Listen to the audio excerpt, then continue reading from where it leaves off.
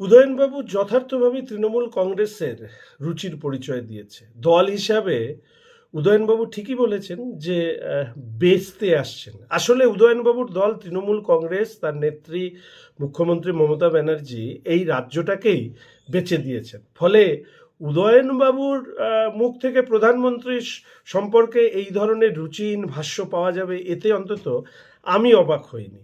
আর আরেকটি বিষয় আমি বারবার করে বলবার চেষ্টা করি যে উদয়নবাবু টিভিতে নিজের মুখ না দেখলে বেশি দিন তিনি অস্থিরতায় ভোগেন। ফলে টিভিতে মুখ না দেখানোর কারণে, মিডিয়াতে তার ভাষ্য না আসার কারণে তিনি প্রধানমন্ত্রী সম্পর্কে এই ধরনের কুরুচিপূর্ণ বক্তব্য রেখেছেন।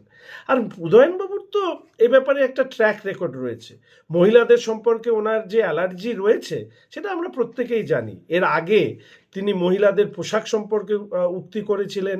এমনকি মহিলারা বাড়িতে কোনো সমস্যায় পড়লে তাকে যেন ফোন না করেন, এই নিদানও উদয়নবাবুকে আমরা দিতে দেখেছি।